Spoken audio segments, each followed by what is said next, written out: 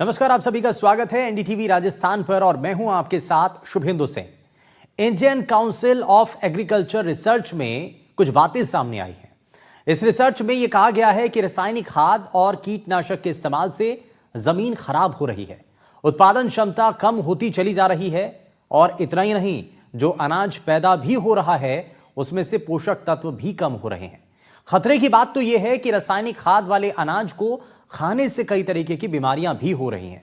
अब ऐसे में सवाल है कि जब खाद और कीटनाशक के इतने साइड इफेक्ट हैं तो फिर किसान उसका इस्तेमाल क्यों कर रहे हैं, बावजूद इसके कि जैविक खेती का अवसर मौजूद है। क्या महंगाई बड़ी वजह है या फिर बम्पर उत्पादन के मुंह में किसान रासायनिक खाद का बेजा इस्तेमाल कर रहे हैं? आज चर्चा इसी मामले को लेकर के होगी। कई सवाल भी हैं और उन सवालों का हम जवाब तलाशने की कोशिश करेंगे, लेकिन सबसे पहले आपको जरा कुछ बयान भी हैं, इस पर एक्सपर्ट क्या कहते हैं वो आपको बयान सुनवाएंगे। लेकिन उससे पहले जरा ये आप जानिए कि कितना मुश्किल है, क्योंकि जो फसल खेतों के अंदर उगाई जाती है उसमें किन किन चीज़ों का इस्तेमाल हो रहा है, किस किस तरीके के कीटनाशकों का इस्तेमाल होता है, और इसकी वजह से जो रासायनिक खाद है इनके इस्तेमाल की वजह से जो आपके घर में सब्जियां आ रही हैं, जो फल आ रहे हैं, खाने पीने की जो चीज़ें आ रही हैं, वो कितनी नुकसानदायक साबित हो रही हैं। दरअसल इसी को लेकर के एक रिपोर्ट सामने आई है, एक रिसर्च की गई और उस रिसर्च के अंदर सामने आया कि जब जमीन खराब है, यानी कि रासायनिक खाद और कीटनाशक के इस्तेमाल की वजह से मिट्टी खराब हो गई, जमीन खराब हो गई है, उसकी उत्पादन क्षमता जो है वो कम होती चली जा रही है। और इतना ही नहीं, जो अनाज भी पैदा हो रहा है उसमें से भी पोषक तत्व कम होते चले जा रहे हैं। अब खतरे की बात तो यह है कि रासायनिक खाद वाले जो अनाज हैं उनको खाने से कई तरीके की बीमारियां भी हो रही हैं। कैसे उससे बचा जाए, ये सब कुछ जानेंगे, लेकिन सबसे पहले आपको एक्सपर्ट्स की बातें सुनाते हैं। खेती करने के लिए भूमि में मुख्य रूप से 17 पोषक तत्वों की आवश्यकता होती है। 17 पोषक तत्वों की बात करें तो 17 पोषक तत्वों को 3 कैटेगरी में विभाजित किया गया। एक कैटेगरी है जो मुख्य पोषक तत्व है, जो बहुत अच्छी मात्रा में पौधों को चाहिए, फसलों को चाहिए। दूसरे होते हैं द्वितीयक श्रेणी के पोषक तत्व, जो है कैल्शियम, मैग्नीशियम और सल्फर आते हैं। और मुख्य पोषक तत्व मुख्यतः नाइट्रोजन और फास्फोरस और पोटासियम आते हैं। और तीसरी श्रेणी के जो पोषक तत्व की कैटेगरी है वो सूक्ष्म पोषक तत्व है, जो कि पौधों को बहुत ही कम मात्रा में चाहिए। और उनमें मुख्यतः iron, manganese, zinc, copper, boron, निकल आदि है। और ये आवश्यक पोषक तत्व इनको इसलिए कहते हैं कि पौधे इन पोषक तत्वों की आपूर्ति नहीं होती है तो इन अपना जीवन चक्र पूरा नहीं कर सकते। जो हमारी मिट्टी सॉइल है उसके अंदर जो फसलें उग रही हैं उनमें कई तरह की प्रॉब्लम्स आ रही हैं। एक प्रॉब्लम है कि पोषक तत्वों की कमी। पुराने टाइम पे लोग फसलों का रोटेशन इस तरह करते थे कि एक फसल जो है वो प्रोटीन जो है सॉइल में बनाती थी और दूसरी जो है प्रोटीन को काम में लेती थी। अभी लगातार जिस तरह की फसलें उग रही हैं उसके अंदर नाइट्रोजन की और माइक्रो जो मिनरल्स होते हैं जिनके अंदर कॉपर, सेलेनियम, जिंक प्रमुख हैं, इनकी कमी हो रही है। इनकी कमी होने से क्या है कि ये हेल्थ के लिए काफ़ी दुष्प्रभाव कर सकते हैं, जिसके अंदर हार्ट के अंदर प्रॉब्लम हो सकती है, कुछ न्यूट्रिशन की कमी होती है, खाना पचने में दिक्कत आ सकती है, एनर्जी लेवल की कमी होती है, शुगर बढ़ सकती है। तो अब खराब मिट्टी की वजह से जो फसल उत्पादन हो रही है उसका आपके ऊपर क्या असर पड़ रहा है, ये एक्सपर्ट्स के द्वारा बताया गया। अब जरा आपको कुछ ग्राफिक्स दिखाते हैं, खराब मिट्टी की वजह से अनाज पर इसका क्या असर हो रहा है। जरा ये ग्राफिक्स के जरिए आप जानिए और समझिए कि किस पर किस तरीके का असर हो रहा है। देखिए आप सेब, क्योंकि आयरन उसमें 60% कम हो गया है। टमाटर, विटामिन बी की जो मात्रा है उसमें 66% के आसपास कम हो गई है। गेहूं के अंदर कार्बोहाइड्रेट 9% कम हो चुका है। मूंग के अंदर कार्बोहाइड्रेट की जो मात्रा है वो 6% कम हो चुकी है। और दालों के अंदर प्रोटीन जो है जिसके लिए पहचानी जाती है दाल, उसमें भी 10% की गिरावट दर्ज की गई है। तो खराब मिट्टी की वजह से जो फसल उत्पादन हो भी रही है, जो अनाज पैदा किया जा रहा है, उसका क्या प्रभाव हो रहा है, उसकी जो गुणवत्ता है वो कम हो रही है। अब खाद से जो मिट्टी है वो भी खराब हो रही है। अब इसमें देखिए आप मिट्टी पर क्या असर हो रहा है। नाइट्रोजन की जो मात्रा है वो 99% कम हो रही है। अब फास्फोरस जो है वो इसमें ज़्यादा हो चुका है, 68% के आसपास उसमें फास्फोरस की संख्या बढ़ गई है। पोटाश 50% कम हो गया है। जिंक की मात्रा में भी बदलाव हुआ है। तो इसी तरीके से आयरन हो, मैग्नीज हो, कॉपर हो, ये सब जो मात्रा है वो उसमें बड़ा बदलाव आया है, कुछ का कम हो गया है। तो इन सभी चीजों को जरा समझने की कोशिश करते हैं और सबसे पहले आज के खास पैनल से आपको मिलवाएं और इन बातों को समझने बड़ा जरूरी है इसमें, क्योंकि खाने पीने की चीजें रोजमर्रा में आप लोग इस्तेमाल भी करते हैं और जब कोई भी चीज आप मार्केट से खरीद करके लेकर के आते हैं, सब्जी हो चाहे फल हो, तो उसमें आप ये देखेंगे कि आप जो चीज खा रहे हैं, सपोज आप सेब खा रहे हैं, तो उसका आपके शरीर पर क्या वाकई में उतना ज़्यादा फायदेमंद तरीके से असर पड़ेगा या कुछ नुकसान होने का भी संभावना है। जरा इन तमाम चीज़ों को जरा समझने की कोशिश करते हैं। हमारे साथ कुछ खास मेहमान कार्यक्रम में जुड़े हैं। डाइटिशियन भावना अग्रवाल जी हमारे साथ कार्यक्रम में जुड़ चुके हैं। हमारे साथ किसान नेता नानूराम जी निथरवाल कार्यक्रम में जुड़ चुके हैं। दोनों का ही बहुत स्वागत है। लेकिन सबसे पहले मैं जरा भावना जी आपसे ही इस पर एक बात जानना चाह रहा हूँ कि ये जो उत्पादन हो रहा है, ये जो रिपोर्ट सामने आई है, रिसर्च जो की गई है, उसमें बताया गया कि खेतों में जो फसलें उग रही हैं उसमें रासायनिक खादों का जो इस्तेमाल हो रहा है, कीटनाशकों का जो इस्तेमाल हो रहा है, उससे जो भूमि की उर्वरा शक्ति है वो कम हो रही है। न सिर्फ भूमि की उर्वरा शक्ति कम हो रही है, बल्कि जो मात्रा है कोई भी फसल के अंदर किसी भी एक चीज़ की, वो धीरे धीरे कम होती चली जा रही है। तो यानी कि जो खाने पीने की चीज़ें हैं उनकी गुणवत्ता भी कम हो रही है। बिल्कुल सर, जो आजकल हमारा बहुत ज्यादा फर्टिलाइजर्स का इस्तेमाल शुरू हो गया है, केमिकल फर्टिलाइजर्स जो भूमि में यूज कर रहे हैं, तो ये जो प्लांट की फिजियोलॉजी है, जो माइक्रोबायोलॉजी है हमारी हमारी मिट्टी की, उस सभी को इफेक्ट डाल रही है। उसकी वजह से क्या होता है, जो मेजर न्यूट्रिएंट के अब्जॉर्प्शन हमारे जो प्रोडक्ट्स है उनमें होना चाहिए वो नहीं होता है।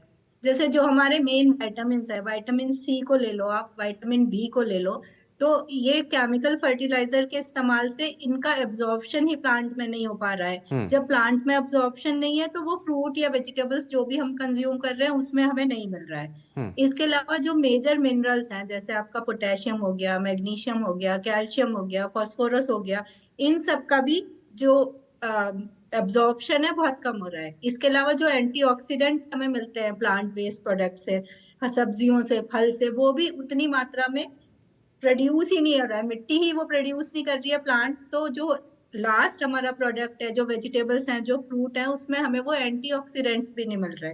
तो अगर हम किसी को बोलते हैं कि आप जो नेचुरल प्रोडक्ट्स है वो खाइए, फ्रूट्स खाइए, वेजिटेबल्स खाइए, अल्टीमेटली उससे भी वो पूरा उन्हें फायदा नहीं मिल पा रहा है। यानी कि जो उनके पोषक तत्व हैं वो भी कम हो रहे हैं। वो भी कम हो रहे हैं और इसके अलावा प्योरिटी भी हमें नहीं मिल रही है। इवन जो पानी वो यूज कर रहे हैं, जो मिट्टी में, एक तो इसका क्या रीजन है कि आजकल जो फार्मिंग हो गई है वो मास स्केल पे एक ही तरह की फसल बार बार उगाते रहते हैं, तो जो वो नाइट्रोजन का कंटेंट है वो भी उसकी मिट्टी में कम हो रहा है। तो जैसे जो हमारे बेसिक लेग्यूम्स बेस्ड है, पल्सेस है हमारे, या हमारे पीज है, इनमें क्या होता है कि जो प्रोटीन बनाने की मात्रा ये ज्यादा करते हैं। तो अगर हम एक ही तरह की फसल उगाए जा रहे हैं तो अल्टीमेटली प्रोटीन का कंटेंट भी वो हमारे लेग्यूम्स में कम होता जा रहा है। तो सारा ही बेसिक जो स्ट्रक्चर, हम जो अनाज हमारे जाने जाते थे इस चीज के लिए, या हमारे लेग्यूम्स जाने जाते थे प्रोटीन के लिए, या फ्रूट्स एंड वेजिटेबल्स एंटीऑक्सीडेंट्स के लिए, आजकल वो सारे ही चीजें इसमें कम होते जा रहे हैं। तो पूरी तरह से वो हमारी हेल्थ को नुकसान पहुंचा रहे हैं। ठीक है, ठीक है। यानी कि ये जो नुकसान है वो आपकी सेहत पर कितना पड़ रहा है, खाने पीने की चीज़ें जब आपके घर तक पहुंच रही हैं तो क्या उनमें उतने पोषक तत्व रहते हैं, इसी को लेकर के सवाल है।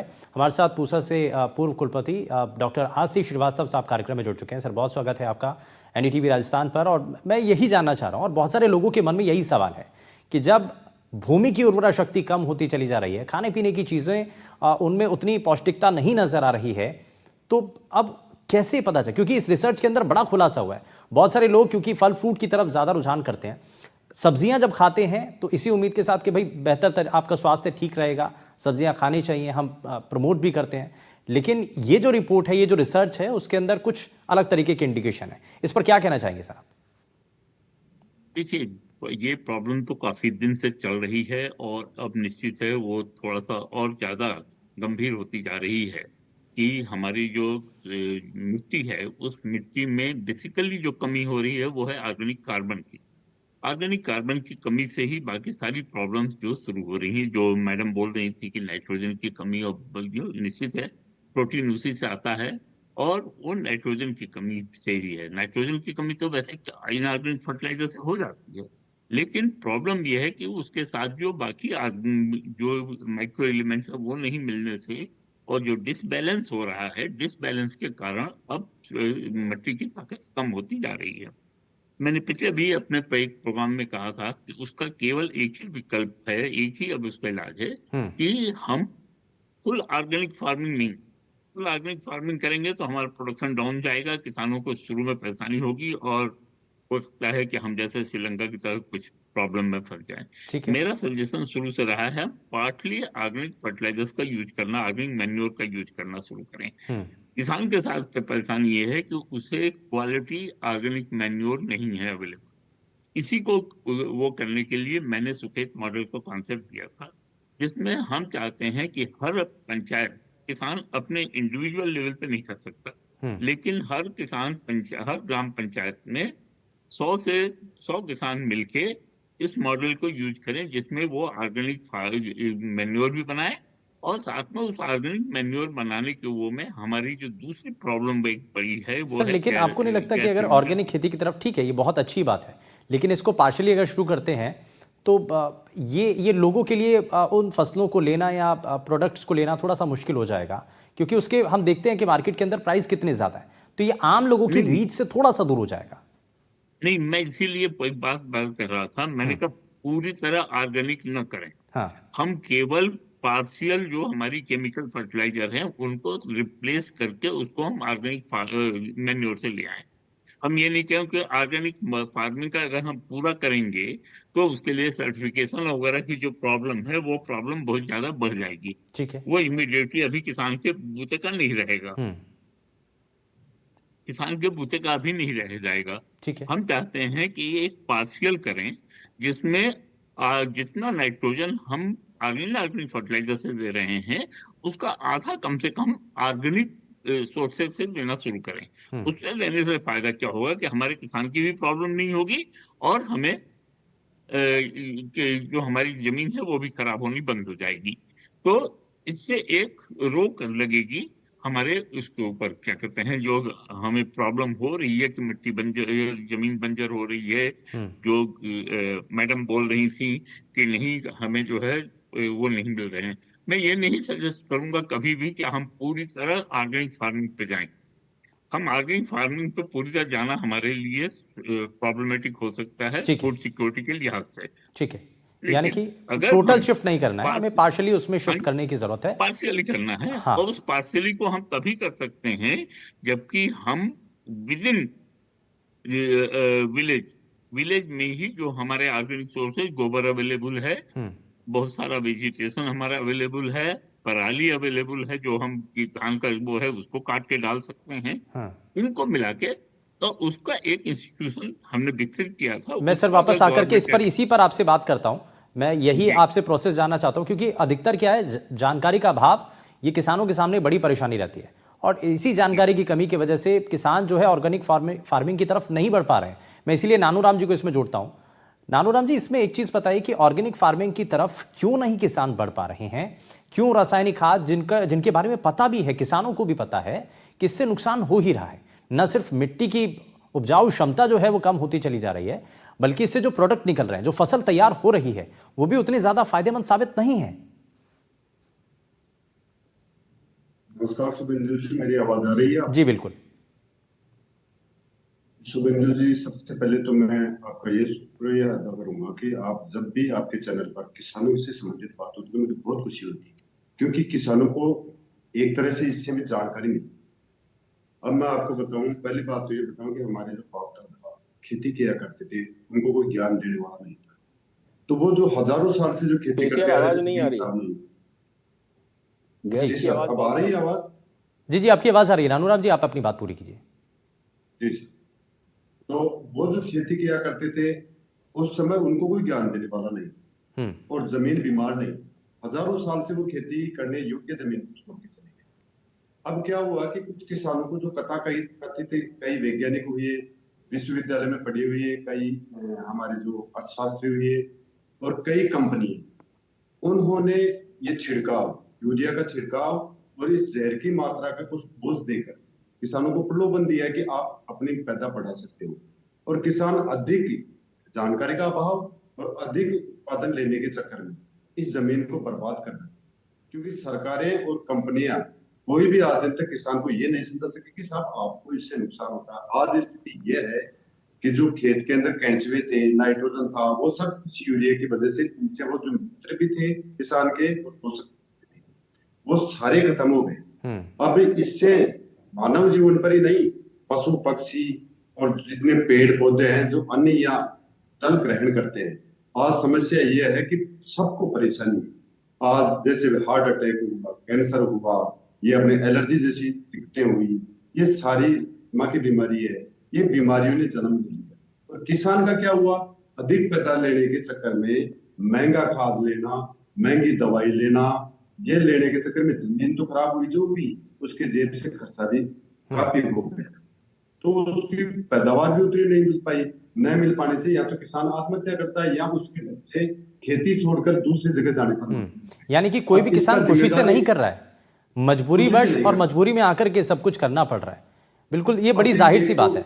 लेकिन इसका समाधान क्या होगा, मैं उस पर भी जाएंगे सर, और हम ये जानने की कोशिश करेंगे कि एक किसान अपने ग्रामीण परिवेश के अंदर कैसे ऑर्गेनिक फार्मिंग की शुरुआत कर सकते हैं। मैं इसमें जरा, हमारे साथ कृषि विशेषज्ञ विजय सरदाना जी भी कार्यक्रम में जुड़ चुके हैं। विजय सरदाना जी, बहुत स्वागत है आपका एनडीटीवी राजस्थान पर। सर, बात यह है कि अब किसानों के सामने विकल्प जो बचता है, वो जिस तरीके के विकल्प छोड़े गए थे उसमें से एक ही था कि भाई आपको रासायनिक खादों का इस्तेमाल करना है, क्योंकि कीट पतंगे, इस तरीके की जो अलग अलग बीमारियां, उससे भी आपको अपनी फसलों को बचाना है और पैदावार भी इससे बढ़ जाएगी। तो अब इन सब चीज़ों का खतरा जब पता चला है तो किसान भी चाहते हैं कि ये सब चीज़ें हम हटा दें, ऑर्गेनिक फार्मिंग की तरफ अगर हमें आगे बढ़ना है तो अब क्या करने की जरूरत है, किसानों को बदलाव लाने के लिए क्या करना है? सबसे पहले आप सबको प्रणाम। देखिए, जहां तक बात है खेती का, आपको एक बात समझनी होगी कि हम बात कर रहे हैं एक बायोलॉजिकल सिस्टम की। अगर आप भी दिन भर सिर्फ गेहूं ही खाते रहेंगे तो आपको भी कुपोषण हो जाएगा, चाहे पेट भर जाएगा।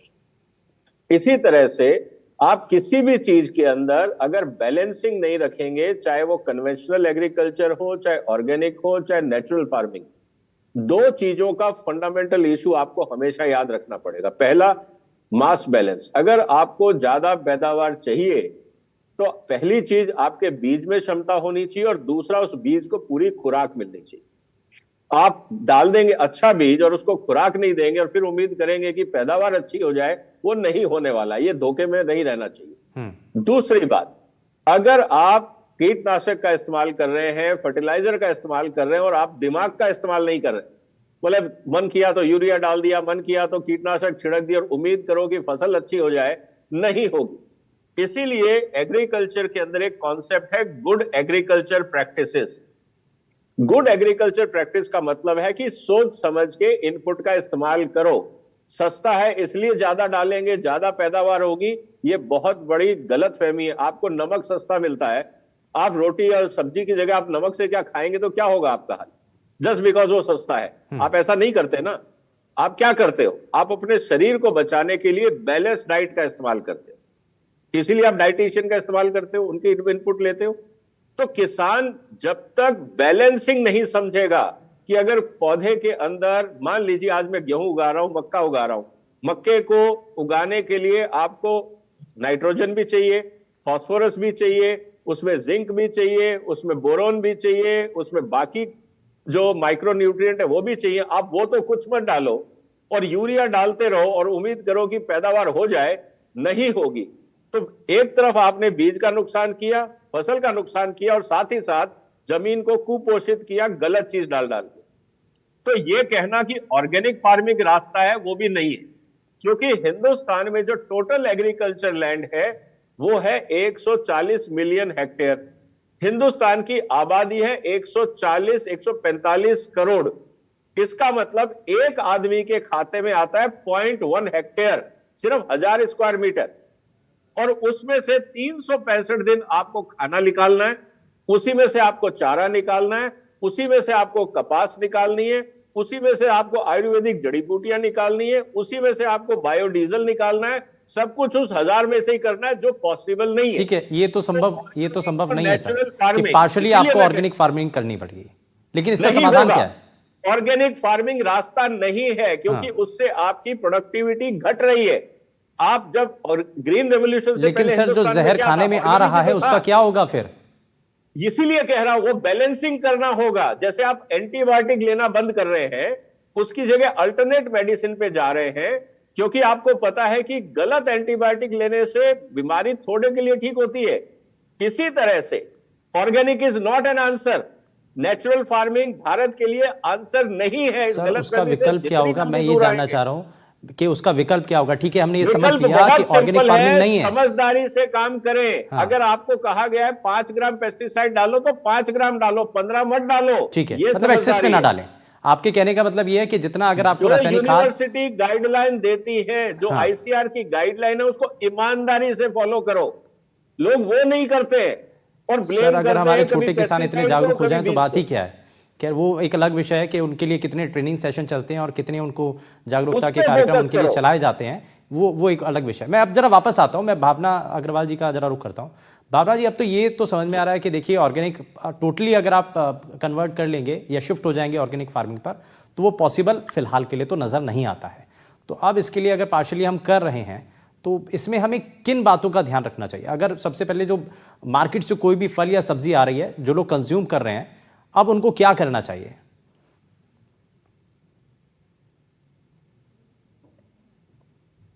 वेस्ट निकालते हैं उसको हम रिसाइकल करना शुरू करें। मुझे एक सोल्यूशन ये समझ में आता है, जैसे आजकल बहुत सारी योजनाएं चल रही हैं, गीला कूड़ा, सूखा कूड़ा, तो जो ओवरऑल वेस्ट को कम करेंगे और कंपोस्ट बनाने में हमें हेल्प मिल सकती है। बाकी ये है कि जो चीज अवेलेबल है, पहली चीज किसी को भी हमें एक्सेस में नहीं लेना है। जैसे ये है कि आप खाली फलों पे जा रहे हैं, खाली सब्जियों पे जा रहे हैं या खाली सीरियल्स पे नहीं जा रहे, कोई भी चीज एक्सेस में नहीं लेनी, सबका बैलेंस करके आपने लेना है। ऐसी जो सीरियल्स,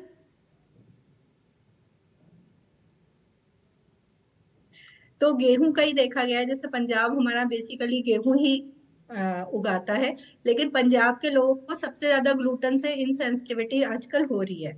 तो हमें खाली एक ही सीरियल पे नहीं जोर देना है, इसके अलावा जो हमारे मिलेट्स हैं उनको भी यूज करना है। हर चीज का लिमिटेड यूज करना है। साथ ही अगर पॉसिबल है तो आप कोशिश करो ऑर्गेनिक चीजें ले पाओ। अगर नहीं है तो कोई भी चीज, जैसे आप फ्रूट्स बाजार से ला रहे हो तो प्रॉपर उन्हें देख के लाओगे, घर लाकर आपको उन्हें गर्म पानी से एटलीस्ट धोइए।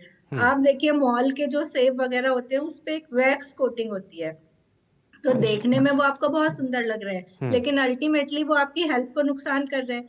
तो जो भी चीज आप मार्केट से ला रहे हैं प्रॉपर देख के लाइए और उसको अच्छे से गर्म पानी से वॉश करना है। किसी भी एक चीज की एक्सेस नहीं करनी है, आपको सब तरह के सीरियल्स, सब तरह की पल्सेस, सब्जियां अपने खाने में यूज करनी है। ठीक है, तो पहली पानी चीज का ये तो, इस्तेमाल भी हाँ, हाँ जी, पहली बात तो यही है कि बेसिक आपको जो भी आप फल या सब्जी लेकर के आ रहे हैं उसको आपको हल्के गुनगुने पानी से आपको थोड़ा सा साफ जरूर करना है, क्योंकि उसके ऊपर किस तरीके की लेयर है इसके बारे में कोई नहीं जानता है। तो खैर इस बात का आपको ध्यान रखना है। और दूसरा, हर चीज़ को आपको थोड़ा थोड़ा मात्रा में ज़रूर लेना है ताकि हर तरीके की जो प्रोटीन है, विटामिन है, वो सब आपके शरीर में पहुंच पाएँ। मैं इसमें ज़रा आरसी श्रीवास्तव सर को जोड़ रहा हूँ वापस से। श्रीवास्तव सर, एक चीज़ यहाँ पर ये समझ में आ रही है कि भाई टोटली हम शिफ्ट नहीं हो सकते हैं ऑर्गेनिक फार्मिंग पर। दूसरा ये कि अगर हमें बचना है तो हमें एक्सेस में कोई भी या तो रासायनिक खाद हो या यूरिया हो या किसी भी चीज़ का जितनी तय मात्रा है उसमें उसका इस्तेमाल करना चाहिए। लेकिन अब इसके बारे में जानकारी किसानों को कितनी है? जो छोटे रकबे के जो किसान हैं उनके लिए ये सब कुछ जानकारी कितनी मात्रा में आपको कौन सी यूरिया का इस्तेमाल करना है, रासायनिक खाद का इस्तेमाल करना है, वो जानकारी शायद बहुत कम होती है लोगों को। नहीं, देखिए, जैसा मैं पहले ही कह रहा था, वो हम लोग शुरू से ही कहते हैं, अति सर्वत्र वर्ज्यते। तो अति तो किसी भी चीज की नहीं करनी है। ऑर्गेनिक फार्मिंग और जो नॉर्मल गुड एग्रीकल्चर प्रैक्टिस जो सताना जी बोल रहे थे, इन दोनों का मैं शुरू से कह रहा हूँ, मेरी पूरी कन्विक्शन इस बात को लेकर, क्योंकि जब श्रीलंका में शुरू हुआ था तो उस समय ये बातें बहुत ज्यादा उठी थी कि हमें दोनों का मिक्स करना पड़ेगा। हमें एक जो फैट लेके कि नहीं हम ऑर्गेनिक केवल खा रहे हैं, वो उतना ऑर्गेनिक मैन्योर आप नहीं बना सकते नॉर्मली, कि आप जो है जो क्रॉप की रिक्वायरमेंट है, अब जैसे उन्होंने मिर्च की बात की, मिर्च की 120 केजी नाइट्रोजन चाहिए पूरा पोटेंशियल लेने के लिए। 120 केजी नाइट्रोजन आप जो है नहीं निकाल सकते, ऑर्गेनिक मैन्योर नहीं बना सकते इतना। इसलिए जरूरी है कि हम दोनों का एक आइडियल मिक्स करें कि हम 50% ऑर्गेनिक केमिकल फर्टिलाइजर डालेंगे, 50% ऑर्गेनिक से लाएंगे, तो हमारी मिट्टी के जो ऑर्गेनिक कार्बन वाली जो इशू है वो इशू काफी हद तक कवर अप हो जाएगा, पहली चीज। उसी में जो इंसेक्टिसाइड और पेस्टिसाइड हैं उनके ऑर्गेनिक रिप्लेसमेंट आ रहे हैं। एक अगर आपको 2 स्प्रे करने हैं, एक स्प्रे आप ऑर्गेनिक वाला यूज कर लीजिए, एक आप जो है केमिकल वाला यूज कर लीजिए। जैसे होता है कि नहीं, हम कितनी बार होता है हम आयुर्वेदिक वो लेते हैं, टॉनिक्स वगैरह लेते हैं, साथ में हम अपनी जो है केमिकल मेडिसिन भी लेते रहते हैं। जैसे अभी सज्जू साहब ने कहा था, नवजोत सिद्धू ने, कि नहीं ये खा के मेरी बीवी का कैंसर ठीक हो, कैंसर उनका दोनों चीज मिला के ठीक हुआ। उसी तरह सेम अप्रोच हमें जो है एग्रीकल्चर में अपनानी पड़ेगी। और इससे क्या होगा कि हमारी जो वो है क्या नाम, खेती का जो संतुलन है वो बना रहेगा। हमें वो संतुलन बनाए रखना है कि हमें कुछ एक चीजें ऑर्गेनिक से लें, तक हम इनऑर्गेनिक फर्टिलाइजर से लें। और ये ऑर्गेनिक फर्टिलाइजर जो सबसे मेन चीज प्रॉब्लम मार्केट में क्या है कि वो कितना, उसका कोई सर्टिफिकेशन नहीं है जो मैन्योर मिल रहा है, और वो मैन्योर इतना हेवी हो जाएगा कि किसान की उसकी कैरिज करने की कॉस्ट बहुत हो जाती है। ठीक है। इसलिए हम शुरू से सजेस्ट कर रहे हैं, मेरा जब कुलपति था उस समय भी मेरा बिल्कुल ये था कि नहीं, हम ऐसा बनाए कि किसान को अपने ही गांव में मिल जाए, हाँ। ताकि उसकी जो ट्रांसपोर्ट कॉस्ट है। अच्छा श्रीवास्तव सर, वापस से मैं उसी सवाल के साथ आ रहा हूँ कि थोड़ा सा ये किसानों के लिए भी, हमारे किसान भाई जो हैं उनके लिए थोड़ा सा आसान होगा समझना कि कैसे, अगर आप गांव में रहते हैं तो कैसे आप ऑर्गेनिक चीजें, आप खाद बना सकते हैं। वो थोड़ा सा एक प्रोसेस आप उनको समझा सके तो। अगर जो हमने सुखेत मॉडल किया था उसमें हमने क्या क्या किया था कि हम किसान के घर से 20 किलो गोबर रोज कलेक्ट करते थे और उससे ले आके अपने सेंटर पे बनाते थे, उससे वर्मी कंपोस्ट। 20 किलो गोबर रोज लेने के एवज में उसको हम 2 महीने में एक बार गैस सिलेंडर रिफिल करा देते थे। तो वो हमारा बार्टर सिस्टम था, वहां पे कोई कैश ट्रांजेक्शन नहीं था। ठीक है। तो उनको गैस स्टार्ट हमने किया था गैस रिफिल के लिए ही, और फिर जो वो वर्मी कंपोस्ट था हम उन्हीं किसानों को बिक्री कर देते थे। अब अगर जहां हम सब्सिडी दे रहे हैं डीएपी पे, हाँ। 3200 रुपए का बोरा खरीद के हम 1300 रुपए में दे रहे हैं, ऑलमोस्ट 2000 रुपए। यानी कि ये एक बेहतर विकल्प आपने बताया है, ये बेहतर रास्ता है, और किसानों को इसमें मिलजुल करके, क्योंकि तकनीक क्या नई सामने आ रही है उसका इस्तेमाल करके आपको बेहतर तरीके से फसल उत्पादन करनी होगी। और बहुत शुक्रिया सभी खास मेहमानों का कार्यक्रम में शामिल होने के लिए, अपना कीमती समय देने के लिए। ये बहुत सारी महत्वपूर्ण बातें हैं जिससे किसानों को अब बहुत हद तक ये समझ में आया होगा किसान कैसे बेहतर तरीके से अपनी जो जमीन है उसकी उर्वरा शक्ति को बनाए रख सकते हैं, और न सिर्फ इससे जमीन उपजाऊ होगी बल्कि इससे जो फसल उगेगी वो और भी ज्यादा पोषक और बेहतर फसल जो है वो बन पाएगी। यहाँ रुक रहे हैं एक छोटे से ब्रेक के लिए, आप कहीं मत जाइएगा, बने रहिए एनडीटीवी राजस्थान के साथ। नमस्कार।